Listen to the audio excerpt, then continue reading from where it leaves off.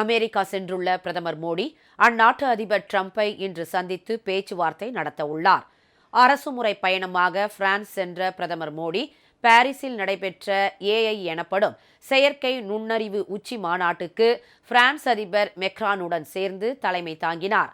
மாநாட்டுக்கு இடையே பல்வேறு நாட்டு தலைவர்களை சந்தித்து பேசிய அவர் மார்ஷலேவ் நகருக்கு சென்று இந்திய வம்சாவளியினரை சந்தித்து கலந்துரையாடினார். இந்நிலையில் பிரான்ஸ் பயணத்தை நிறைவு செய்துவிட்டு இன்று அதிகாலை பிரதமர் மோடி அமெரிக்கா சென்றடைந்தார்.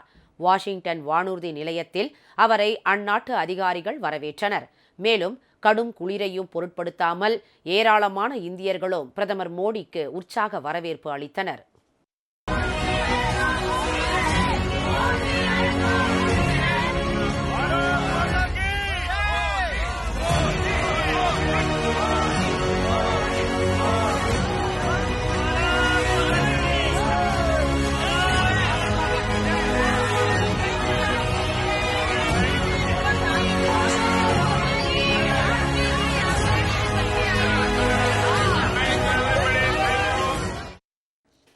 இதனைத் தொடர்ந்து அமெரிக்க தேசிய புலனாய்வு இயக்குநரான இந்திய வம்சாவளியை சேர்ந்த துளசி கபாட் பிரதமர் மோடியை சந்தித்தார்.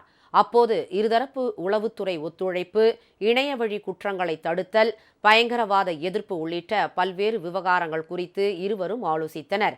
இந்நிலையில் அமெரிக்க அதிபர் டொனால்ட் டிரம்பை இன்று சந்தித்து பிரதமர் மோடி பேச்சுவார்த்தை நடத்த உள்ளார். சட்டவிரோத குடியேற்றம், இறக்குமதி வரி சலுகை, உக்ரைன் ரஷ்யா போர் போன்ற முக்கிய விவகாரங்கள் குறித்து இருவரும் விவாதிப்பார்கள் என எதிர்பார்க்கப்படுகிறது.